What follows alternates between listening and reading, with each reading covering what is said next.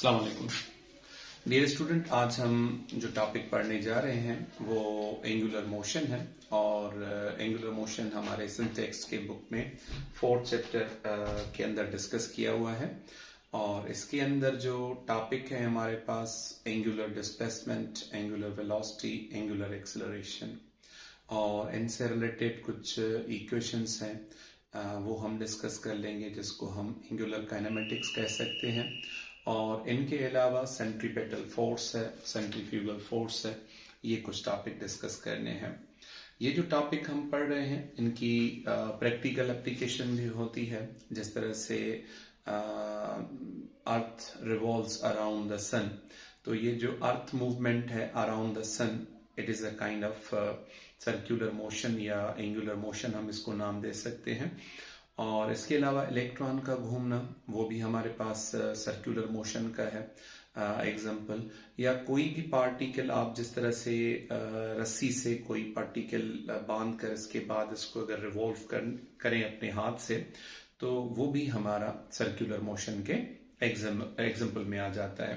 एक और मूवमेंट होती है जो सर्कुलर मोशन के तरीके से नजर आती है लेकिन वो अलहदा होती है, जिसको हम नाम देते हैं rotating motion, rotatory motion of a rigid body.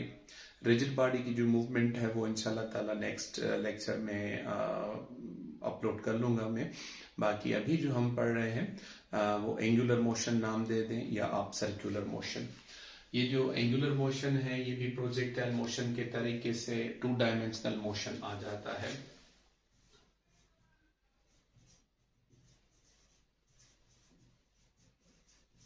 A kind of 2-dimensional motion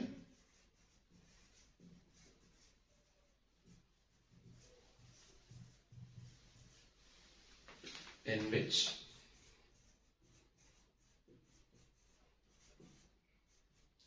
particle revolves around a fixed point। ये जो फिक्स पॉइंट है इसको यहां पर हम नाम दे सकते हैं एज अ सेंटर। अगर कोई भी पार्टिकल इस तरह से किसी मदार में घूमता रहे और इसका जो डिस्टेंस है वो इस पर्टिकुलर पॉइंट से हर जगह पर एक जितना हो, जितना डिस्टेंस हम यहां पर कंसीडर कर रहे हैं उतना ही डिस्टेंस यहां पर हो, तो हम ऐसी मूवमेंट को नाम देते हैं सर्कुलर मोशन या motion into dimension. Motion into dimension हम इस तरह से भी कह सकते हैं कि अगर कोई पार्टिकल रिवॉल्व कर रहा है यहां पर, तो ये एक्स में भी अपनी पोजीशन चेंज करेगा और वाई में भी, मतलब simultaneously it travel distance in 2 directions, it changes its position in 2 different directions. For example, at initial point, the x and y component of the particle are given by these 2 dark lines. इसमें x हम ये कह रहे हैं और y है, लेकिन थोड़ी देर के बाद जब पार्टिकल यहाँ पर पहुंच रहा है तो उस वक्त इसकी जो x और y है इनके वैल्यूज चेंज हो रहे हैं। और यहाँ पर जब पार्टिकल आ रहा है तो यहाँ पर इस पार्टिकल की जो x और y है उसकी वैल्यू अलहदा मिल रही है। इसका मकसद है कि ये जो पार्टिकल मूव कर रहा है वो एक ही वक्त में 2 तरफ मूवमेंट अपनी शो कर रहा है, अपनी पोजीशन चेंज कर रहा है। तो ऐसी मूवमेंट को हम नाम देते हैं 2 डायमेंशनल मोशन। एक 2 डायमेंशनल मोशन पर एग्जांपल हमने लिया था प्रोजेक्टाइल मोशन, और दूसरा हमारे पास ये टॉपिक आ जाता है जिसको हम नाम देते हैं सर्कुलर मोशन। अच्छा, सर्कुलर मोशन में हमारे पास जो सबसे पहले जो टॉपिक आ रहा है वो आ रहा है एंगुलर डिस्प्लेसमेंट। एंगुलर डिस्प्लेसमेंट जो हमारे पास टॉपिक है ये इस वजह से पढ़ रहे हैं क्योंकि हमारे पास इसकी जो एंगुलर काइनेमेटिक्स है उसको थोड़ी सी टर्मिनोलॉजी समझ लें। अगर उसके जो बेसिक टर्म्स समझ में आ जाएंगे तो उनकी कैलकुलेशन में हमारी हेल्प हो सकती है। लीनियर मोशन में हम पढ़ते हैं डिस्टेंस डिस्प्लेसमेंट, इसके बाद स्पीड वेलोसिटी और एक्सीलरेशन, ये टॉपिक्स होते हैं लीनियर काइनेमेटिक्स के। इसी तरह से एंगुलर काइनेमेटिक्स के हमारे पास कुछ टर्मिनोलॉजी आ जाती हैं, उसमें एक हमारे पास है angular displacement.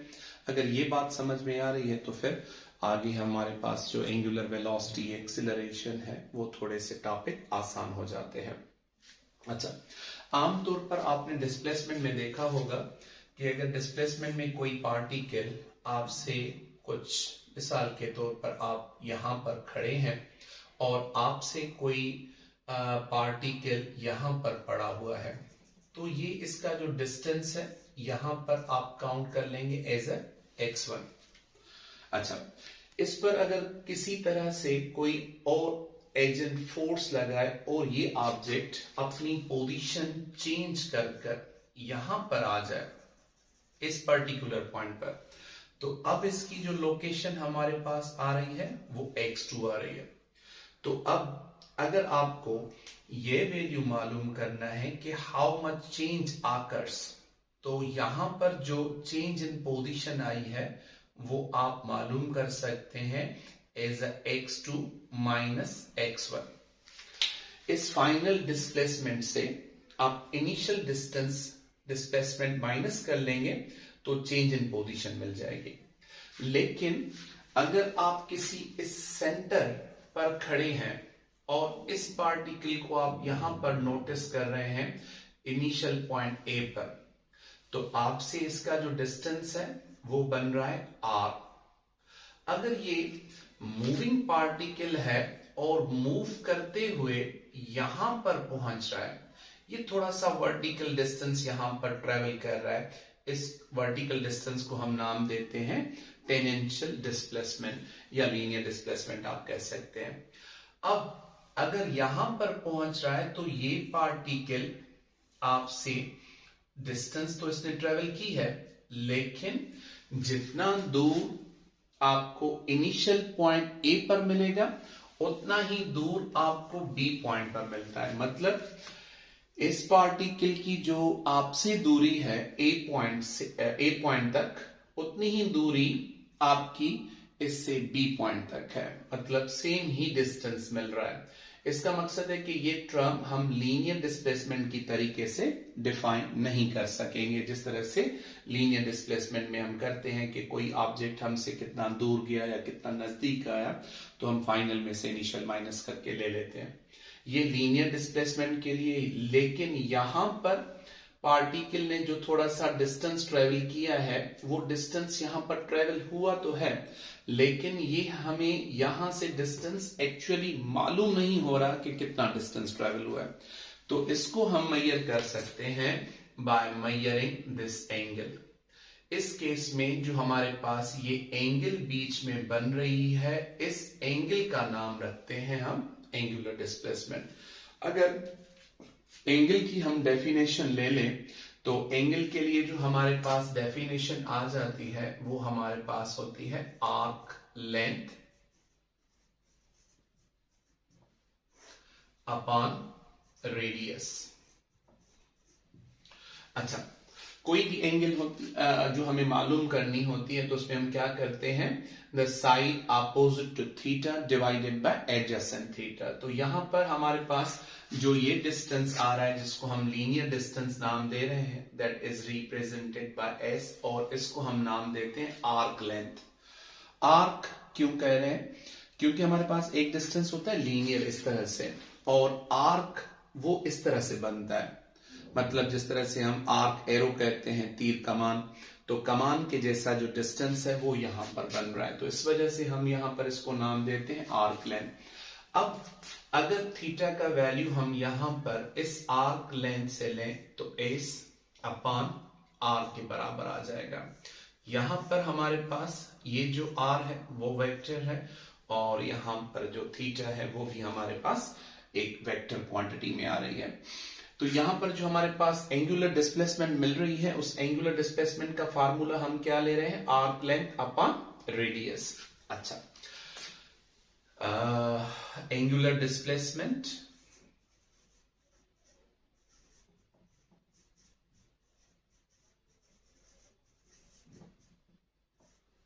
is axial vector, its SI unit is radian. अच्छा, एक तो हम पहले इस बात पर आ जाएं कि यहां पर हम जो इसको नाम दे रहे हैं कि ये एक्सियल वेक्टर है. How we can show the term axial vector. For example, इसकी जो डायरेक्शन है उस डायरेक्शन से हम देख रहे हैं. मिसाल के तौर पर, अगर ये पार्टिकल कोई इस तरह से मूव कर रहा है इस सर्किल में, तो इस सर्किल की एक लाइन बनेगी जिसको हम नाम दे रहे हैं एक्सिस. इस एक्सिस में अगर ये पार्टिकल इस तरह से रोटेट हो रहा है तो इसकी डायरेक्शन हम किस तरह से लेते हैं? राइट हैंड कर्व रूल से. इस डायरेक्शन में जो हमारे पास फिंगर का कर्ल होता है, हम उसको घुमाते हैं उस डायरेक्शन में जिस डायरेक्शन में रोटेशन हो रही है. और इसके बाद जो इरेक्टेड थंब है, it indicates the direction of angular displacement. और आगे जो दूसरे टर्म्स आ जाएंगे, एंगुलर वेलोसिटी, एंगुलर एक्सेलरेशन, वो भी इसी तरह से हम रिप्रेजेंट कर रहे हैं. तो इसकी जो डायरेक्शन बनेगी वो इस तरफ बनेगी. इस एंगुलर डिस्प्लेसमेंट को हम थीटा के साथ रिप्रेजेंट करते हैं. तो थीटा की डायरेक्शन या तो इस तरफ होगी या तो इस तरफ, लेकिन जिस तरह से रोटेट हो रहा है इसकी डायरेक्शन ये बनेगी. या यहां पर भी हम इसको देख सकते हैं, अगर इसकी रोटेशन जो है वो इस तरह से है क्लॉकवाइज में, तो हम राइट हैंड की जो फिंगर्स हैं उसको रोटेट करेंगे in the direction of rotation. मतलब जिस तरफ ये रोटेट हो रहा है. इसमें जो इरेक्टेड थंब है उसकी डायरेक्शन कहां पर है? बोर्ड से बाहर. इसकी जो डायरेक्शन बनेगी वो बोर्ड से बाहर की तरफ बन रही है, वो हमारे पास आ रही है इस तरह से, जिस तरह से एक्सिस ऑफ रोटेशन की पैरेलल हो. अच्छा, यहां पर इसकी एक तो ये बात समझ में आ गई कि एंगुलर डिस्प्लेसमेंट वेक्टर है, लेकिन कौन सा वेक्टर है? एक्सियल. अच्छा, इस एक्सियल वेक्टर की एक और बात भी है, थोड़ा सा वो भी जहन नशीन कर लें कि जो एंगुलर डिस्प्लेसमेंट में एक्चुअली डिस्प्लेसमेंट नहीं आती. हम सपोज कर लेते हैं कि ये वेक्टर क्वांटिटी है, लेकिन इसमें कोई ऐसा नहीं है कि ये पार्टिकल इस तरफ आ जाएगा, मतलब गोल घूमते घूमते ये बाहर आ जाएगा या बोर्ड के अंदर तरफ चला जाएगा. नहीं, इस तरह से कुछ नहीं होता यहां पर. और इसके बाद इसका जो हम वेक्टर ले रहे हैं, ये हमारे पास इसका यूनिट है रेडियन. रेडियन जो हमारे पास है ऐसा सप्लीमेंट्री यूनिट्स में हम लेते हैं. और इसकी जो फिजिकल सिग्निफिकेंस है वो तो हम नहीं लेते क्योंकि डायमेंशन इसका नहीं होता. अच्छा, इसमें हम अगर रेडियन को डिफाइन कर ले तो वो किस तरह से डिफाइन कर सकते हैं? हम ये इस तरह से कह सकते हैं कि the angular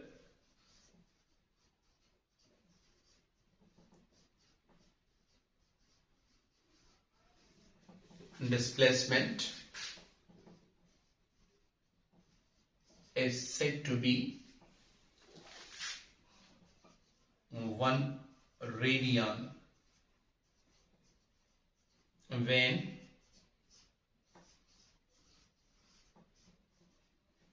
arc length is equal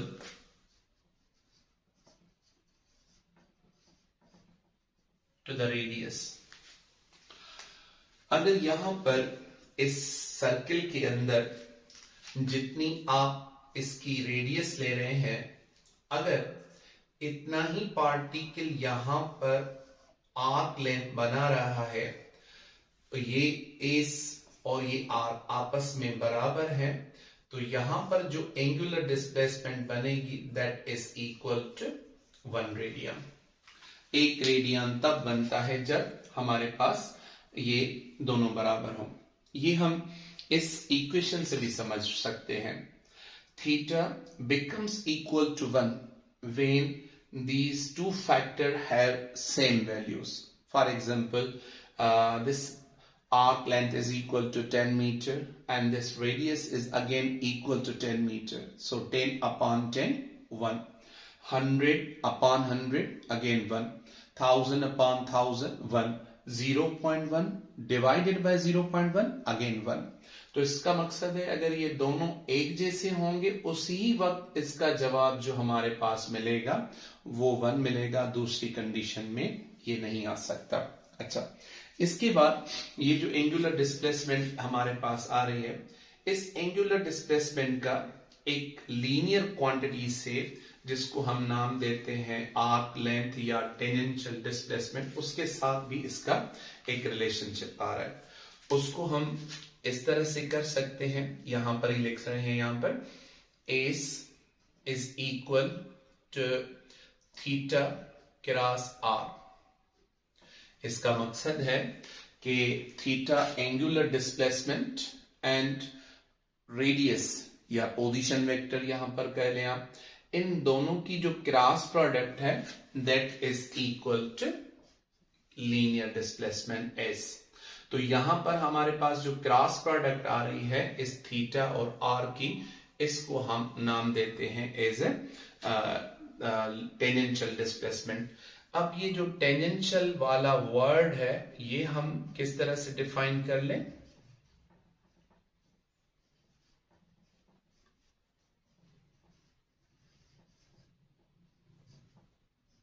tangential जो वर्ड हम यूज करते हैं वो हमेशा एक जगह पर यूज होता है। फॉर एग्जाम्पल, जब कभी भी जो वेक्टर है इस रेडियस से 90 डिग्री बनाए तो हम उसको टेंजेंट कहते हैं। मिसाल के तौर पर यहां पर इसकी रेडियस की डायरेक्शन ये है और इस आर्क लेंथ की डायरेक्शन इस तरफ आ रही है, तो ये आपस में 90 डिग्री पर आ रहे हैं कुछ यहां पर। तो अगर 90 डिग्री पर आ रहे हैं तो इसको हम नाम दे सकते हैं टेंजेंशियल डिस्प्लेसमेंट। ये जो टेंजेंशियल डिस्प्लेसमेंट है इसको आप इस तरह से भी डिफाइन कर सकते हैं कि linear displacement covered bye rotating body, linear displacement covered bye circulating body. Circular जो बॉडी मोशन शो कर रही है उसका जो डिस्टेंस लीनियर ट्रैवल होगा along the circumference of circle, उसको हम नाम देते हैं सिंपली टेंजेंशियल डिस्प्लेसमेंट। अच्छा, इसमें अभी हम कुछ इनके जो रिलेशनशिप है वो हम पढ़ रहे हैं इसके डिग्रीज के साथ। मिसाल के तौर पर अगर हम ये कह रहे हैं कि इसकी जो यूनिट है वो रेडियन है, तो वो रेडियन हम सप्लीमेंट्री यूनिट लेते थे, अभी तो हम ड्राइव यूनिट लेते हैं इसको, लेकिन इसका रिलेशन डिग्रीज के साथ भी है। तो अगर हम ये लिख लें कि रिलेशनशिप बिटवीन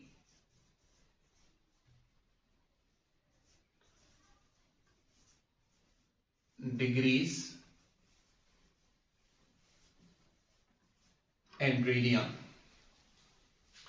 एक डिग्री कितने रेडियन के बराबर होती है या एक रेडियन जो है वो हमारे पास कितने डिग्रीज के बराबर मिल रहा है, तो उसके लिए हम ये कह सकते हैं कि फॉर वन राउंड ट्रिप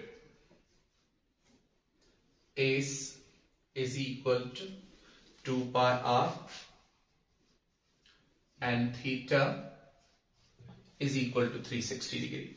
अच्छा, यहां पर जो पार्टिकल सर्किल में रिवॉल्व कर रहा है वो रोटेशन के वक्त यहां से निकले और ये इस तरह से घूमकर फिर वापस आ जाए, तो इसने यहां से लेकर ये जो डिस्टेंस ट्रेवल कर लिया that is equal to circumference of circle.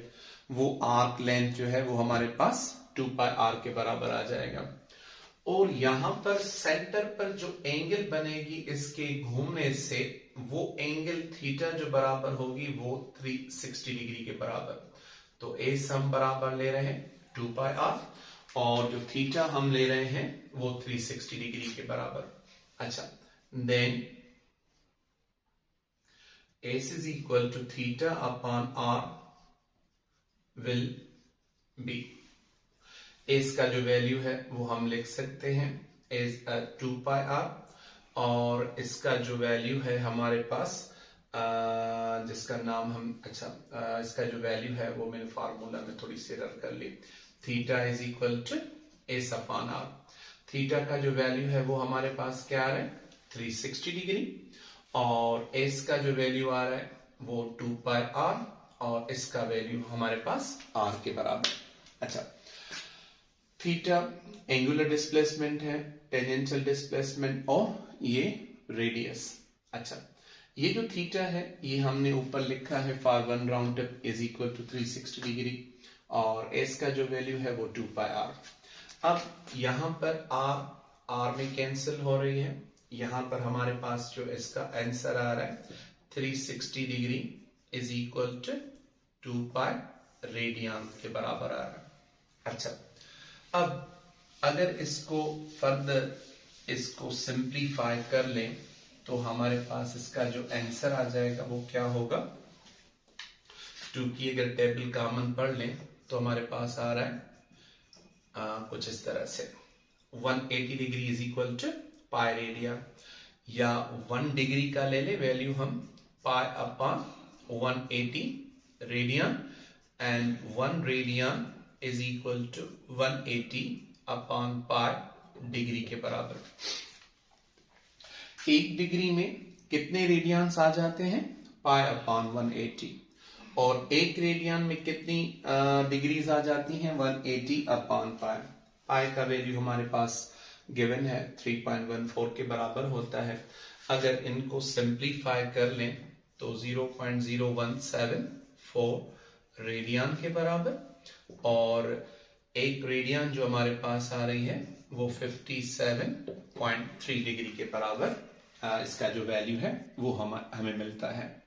अच्छा, तो अगर हमारे पास 1 डिग्री का वैल्यू ये है 0.0174, तो 10 डिग्री किसके बराबर हो जाएंगे, 10 को इसके साथ मल्टीप्लाई कर लें, जवाब आ जाएगा 0.174 रेडियन के। इसी तरह से रेडियन का जो वैल्यू है 57.3 है, अगर 2 रेडियंस लेंगे तो वो भी ट्वाइस हो जाएंगे।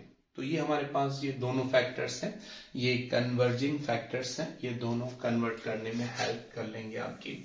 अच्छा, दूसरी एक बात जो आपको याद करनी है, जो मैथमेटिक्स में भी कभी कभी आपके पास एंगल्स आ जाती हैं, ये फिजिक्स में भी आपको हेल्प कर लेंगी। 2 pi is equal to 360, then pi is equal to 180, pi upon 2 is equal to 90, pi upon 3 is equal to 60, pi upon 4 is equal to 45, pi upon 6 is equal to 13, pi upon 12 is equal to 15 degree. तो ये जो chart है हमारे पास, जिस chart में हम कभी कभी एंगल्स इस तरह से देते हैं, लेकिन कुछ इस तरह से भी कभी कभी एंगल्स आ जाती हैं, तो इनके वैल्यूज भी आपको जहन नशीन करने होंगे। पाई का मकसद है 180 को 12 के साथ डिवाइड कर ले तो 15 आ जाएगा। पाई का वैल्यू यहाँ पर 180 अगेन, इसको 6 के साथ डिवाइड कर लें तो हमारे पास 30 का वैल्यू आ जाएगा। इसका मकसद है ये चार्ट भी हमारे पास हेल्पफुल है। अच्छा, इसके बाद हमारे पास नेक्स्ट टर्म है एंगुलर डिस्प्लेसमेंट के बाद एंगुलर वेलोसिटी। अच्छा, मेरे ख्याल से आपको ये बातें समझ में आ गई होंगी। अगर इसमें कोई भी मसला है, अगर कोई पॉइंट्स मेरी समझ में नहीं आ रही आपको, तो आप कमेंट्स में लिख सकते हैं, इंशाल्लाह ताला उनको हल करने की कोशिश करूंगा। अब दूसरी बात आ रही है हमारे पास एंगुलर डिस्प्लेसमेंट की। एंगुलर डिस्प्लेसमेंट के बाद एंगुलर वेलोसिटी की। अगर कोई पार्टिकल डिस्प्लेस कर रहा है, डिस्प्लेस हो रहा है, तो इसका मकसद है it possesses some velocity, but in this case it possesses angular velocity। Circular motion के दौरान जो पार्टिकल में डिस्प्लेसमेंट कवर हो रही है वो एंगुलर डिस्प्लेसमेंट, तो वेलोसिटी कौन सी आ जाएगी, एंगुलर वेलोसिटी।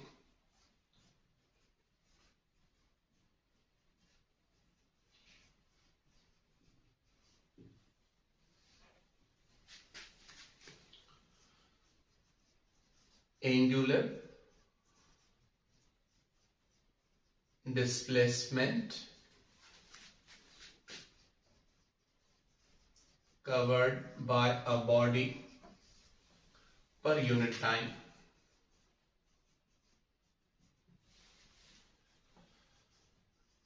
एंगुलर वेलोसिटी में हम टाइम रेट लेते हैं एंगुलर डिस्प्लेसमेंट का। सबसे पहले जो एंगुलर वेलोसिटी के लिए हमारे पास सिंबल है वो है हमारे पास omega, and that is vector quantity, and that is equal to delta theta over delta T. इसका मकसद है theta 2 minus theta 1 upon T2 minus T1। ये वैल्यू हमारे पास आ रहा है इसका। ये किस तरह से होगा? मिसाल के तौर पर अगर हमारे पास कोई पार्टिकल है जो रिवॉल्व हो रहा है इस सर्किल में, इसकी इनिशियल पोजीशन जो है वो ये है। इस पार्टिकल की जो मूवमेंट यहां पर बन रही है, इसकी एंगल आ जाएगी थीटा 1 और टाइम आ जाएगा यहां पर T1 के बराबर। अच्छा, अगर ये यहां से लेकर यहां तक मूव करके रुक रहा है तो इसकी फाइनल वेलोसिटी यहां पर 0 होगी, लेकिन ड्यूरिंग द मोशन है तो ये थोड़ी देर के बाद यहां पर पहुंचेगा और इसकी जो एंगल बनेगी वो कुछ थीटा 2 बनेगी, और यहां पर जो हम टाइम लेंगे वो T2 लेंगे। अब अगर आप इसकी वेलोसिटी ले रहे हैं तो इसमें डिस्प्लेसमेंट कितनी कवर हुई है? Theta 2 minus theta 1। मकसद है कि हम ये वाली जो पॉइंट है वो पॉइंट यहां पर काउंट कर लेंगे, theta 2 minus theta 1 upon T2 minus T1। अब अगर ये पार्टिकल इस जीरो इनिशियल पॉइंट से इस पॉइंट तक आ रहा है और पॉइंट तक आने के लिए थोड़ा सा टाइम लगा रहा है तो इसकी एंगुलर वेलोसिटी ज्यादा होगी। अगर ये ज्यादा टाइम ले रहा है तो इसकी एंगुलर वेलोसिटी जाहिर बात है कम होगी। अच्छा, हम एंगुलर वेलोसिटी को भी वेक्टर का नाम देते हैं। Angular velocity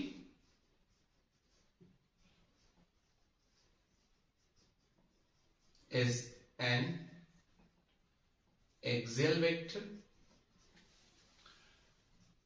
Its SI unit is radian per second और 1 upon second भी इसको हम नाम दे सकते हैं। अच्छा, एक्सियल वेक्टर है, इसका मकसद है कि इसकी डायरेक्शन वही होगी जो एंगुलर डिस्प्लेसमेंट की है। एंगुलर डिस्प्लेसमेंट की हमने डायरेक्शन किस तरह से ली थी? राइट हैंड का रूल से। अगर पार्टिकल रिवॉल्व हो रहा है इस तरह से एंटी क्लॉकवाइज तो हम अपनी फिंगर्स की डायरेक्शन इस तरह से घुमाएंगे, और जो इरेक्टेड थंब है it shows the direction of simply angular velocity. तो जहां पर एंगुलर डिस्प्लेस हो रहा है उसी तरफ एंगुलर वेलोसिटी का जिक्र भी आ जाएगा। अच्छा, यहां पर इसकी जो यूनिट हमारे पास मिल रही है वो हमारे पास आ रही है रेडियन पर सेकंड और 1 अपॉन सेकंड। अच्छा, इसमें से हम इसको इस तरह से डिफाइन कर सकते हैं, angular velocity is also known as angular frequency. अच्छा, अगर हम एंगुलर फ्रीक्वेंसी कहेंगे तो इसको डिफाइन करने के लिए थोड़े से लफ्ज की जो सिलेक्शन है वो हम थोड़ा सा महदूद होकर करते हैं, और इसको डिफाइन करते हैं रिवॉल्यूशन पर सेकंड या साइकिल पर सेकंड, रोटेशन पर सेकंड, इस तरह से हम इसको डिफाइन करते हैं। अच्छा, ये जो एंगुलर वेलोसिटी को एंगुलर फ्रीक्वेंसी का नाम है उसमें थोड़ी सी इसकी जो यूनिट है उसका भी हाथ है। फ्रीक्वेंसी का यूनिट हम लेते हैं 1 अपॉन सेकंड, और यहां पर भी इसका यूनिट आ रहा है 1 अपॉन सेकंड, तो इसमें यहां पर भी सिमिलरिटी आ रही है। अच्छा, इसके बाद इसका जो हम प्रैक्टिकल यूनिट लेते हैं,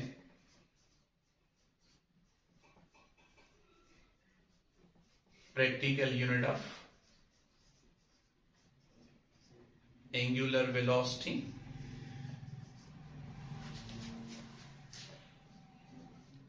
is a revolution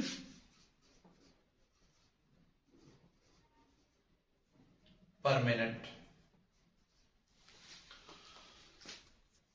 revolution per minute ये हमारे पास आ रहा है 1 RPM के।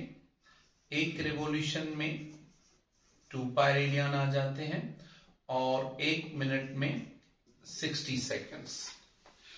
2 पाई रेडियन अपॉन 60 सेकेंड। इसको अगर हम सिंप्लीफाई कर लें तो जवाब आ जाता है 0.154 रेडियन पर सेकेंड के।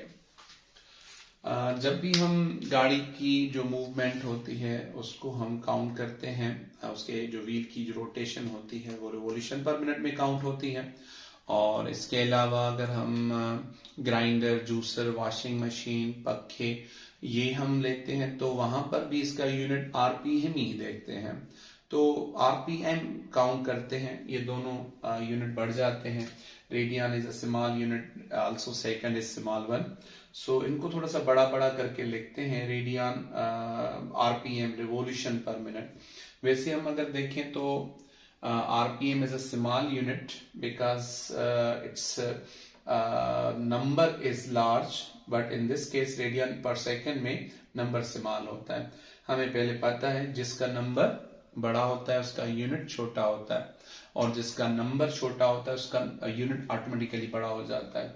यहाँ पर नंबर 1 है, यहाँ पर 0.1 है, तो नंबर ये छोटा हुआ, छोटे नंबर का जो यूनिट होता है वो हमें बड़ा मिलता है।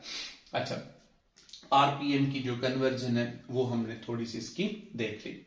अच्छा, अब हम इसकी जो एंगुलर वेलोसिटीज हैं ये थोड़ी सी और तरीके से भी पढ़ते हैं।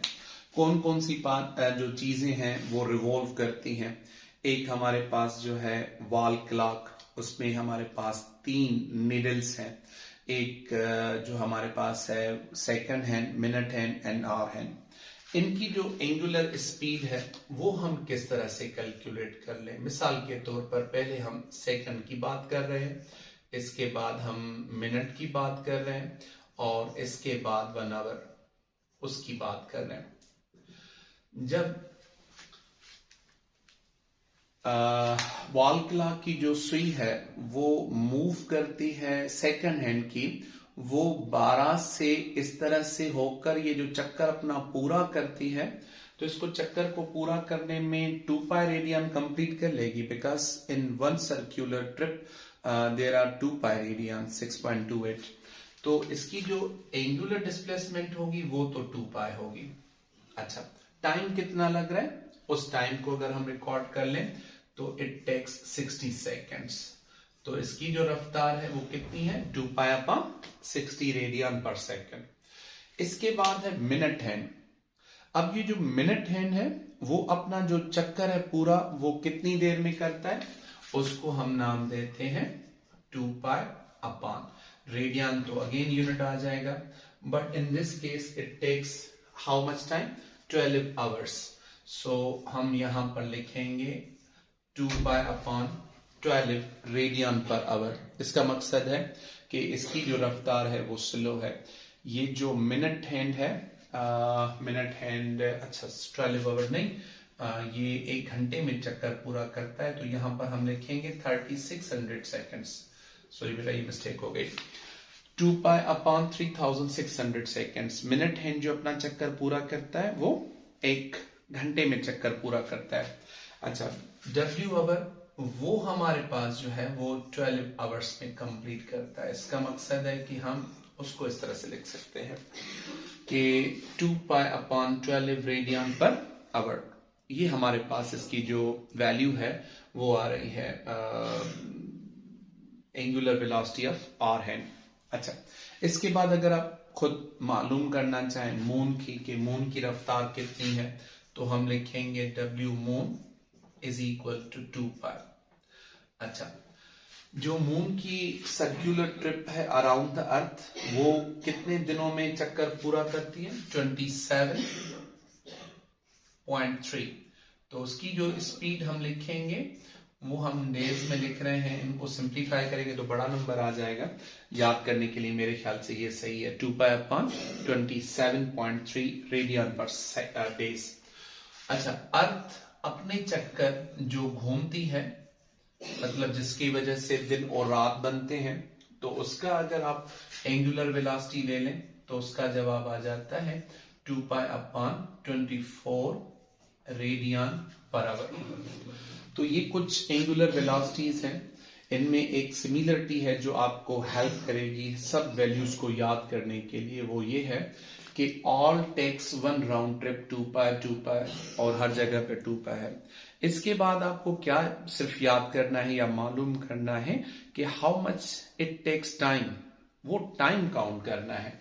यहाँ पर 60 सेकंड्स लग रहे हैं, यहाँ पर 3600 सेकंड्स लग रहे हैं, यहाँ पर 12 आवर्स, यहाँ पर 27.3 डेज और यहाँ पर 24 आवर्स लग रहे हैं। अच्छा, ये जो एंगुलर वेलोसिटी हमारे पास आ रही है, इसका अब हम रिलेशन पढ़ने जा रहे हैं टेंजेंशियल वेलोसिटी के साथ। ये जो टॉपिक हमने पढ़ लिया, इसको आगे चलकर थोड़ा सा लीनियर वेलोसिटी जो है वो भी थोड़ी सी हमें पढ़नी पड़ेगी। जिस तरह से पहले पढ़ा हमने कि एंगुलर डिस्प्लेसमेंट और लीनियर जो डिस्प्लेसमेंट है, इन दोनों के बीच में जो रिलेशन था वो हमने पढ़ा। अब इससे हम आगे आ रहे हैं। Is we know that S is equal to theta cross R. अच्छा, divide this relation by time t. For example, tangential displacement upon time, angular displacement upon time cross R.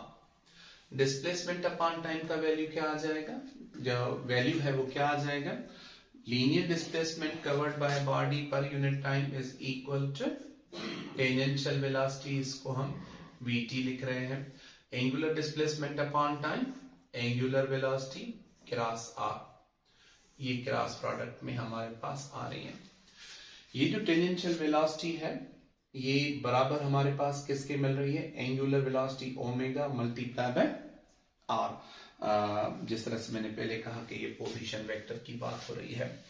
अच्छा, अब थोड़ा सा हम इसको और क्लियर कर लें कि जो एंगुलर वेलोसिटी है वो किस चीज पर डिपेंड करती है, टेंजेंशियल वेलोसिटी और टेंजेंशियल डिस्प्लेसमेंट किस चीज पर डिपेंड करती है। अगर हम कोई फैन का एग्जांपल ले लें, यहां पर हमारे पास एक फैन ब्लेड अवेलेबल है।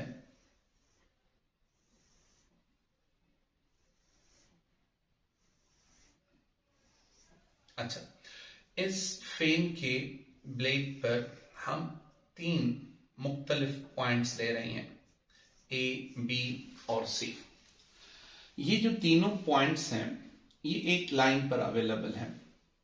ये इस ए का जो रेडियस है वो थोड़ा सा कम है, बी का रेडियस ज्यादा है, सी का जो रेडियस है और ज्यादा हमें मिल रहा है। अगर ये घूमने के वक्त, रोटेट होने के वक्त ये यहां पर पहुंच जाए तो इस वक्त ए पॉइंट यहां पर घूमकर आ गया, बी यहां पर और सी यहां पर। तो अब जितना डिस्टेंस एंगुलर डिस्प्लेसमेंट ए पॉइंट की हुई है उतनी ही डिस्प्लेसमेंट बी पॉइंट की, उतनी ही सी की।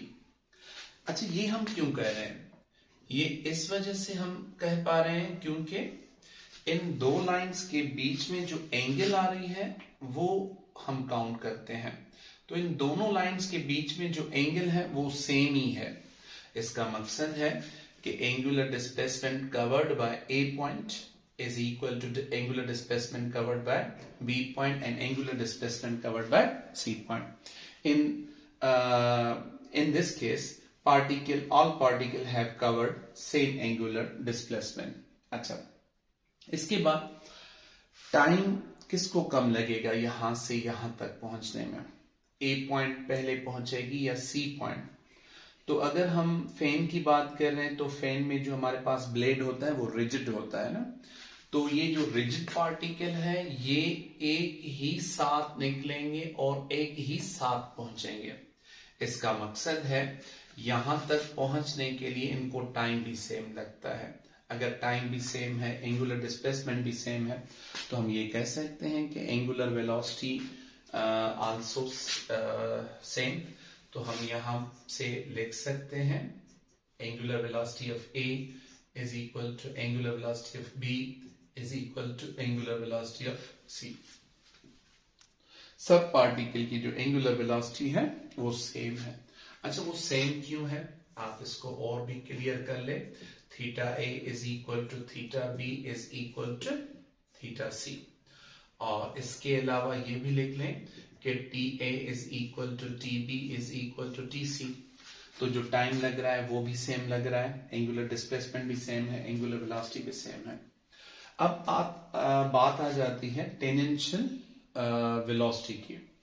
Tangential velocity is equal to angular velocity या angular velocity time of R time आ जाएगी, मतलब जिसकी रेडियस ज्यादा होगी उसकी टेंजेंशियल वेलोसिटी ज्यादा है। यहां पर इसका रेडियस कम है तो इसकी जो टेंजेंशियल वेलोसिटी बनेगी वो कम होगी, इसको हम नाम दे रहे हैं VA। और इसकी जो टेंजेंशियल वेलोसिटी है वो VB। इसका रेडियस यहां पर कम था, यहां पर ज्यादा है, इस C पॉइंट का और ज्यादा है, तो इसकी जो वेलोसिटी बनेगी VC और ज्यादा बनेगी। तो हम यहां पर ये लिख सकते हैं कि VC is greater than VB is greater than VA। तो सबसे ज्यादा जो टेंजेंशियल वेलोसिटी होगी वो इस VC पॉइंट की होगी। इसका रीजन भी है, आप देखें कि तीनों पार्टिकल एक ही वक्त पर यहां पर पहुंच रहे हैं। जब ये तीनों पार्टिकल एक ही वक्त पर पहुंच रहे हैं तो देखें कि कम से कम डिस्टेंस कौन कर रहा है कवर और ज्यादा से ज्यादा डिस्टेंस कौन कवर कर रहा है। तो कम से कम जो डिस्टेंस ट्रेवल हो रहा है वो A पार्टिकल कर रहा है, तो इसकी डिस्प्लेसमेंट कम होगी, इसकी वेलोसिटी कम होगी, और ये उसी टाइम पर उसी वक्त में ज्यादा डिस्टेंस ट्रेवल कर रहा है। इसका मकसद है कि इसकी जो वेलोसिटी है वो सबसे ज्यादा होगी।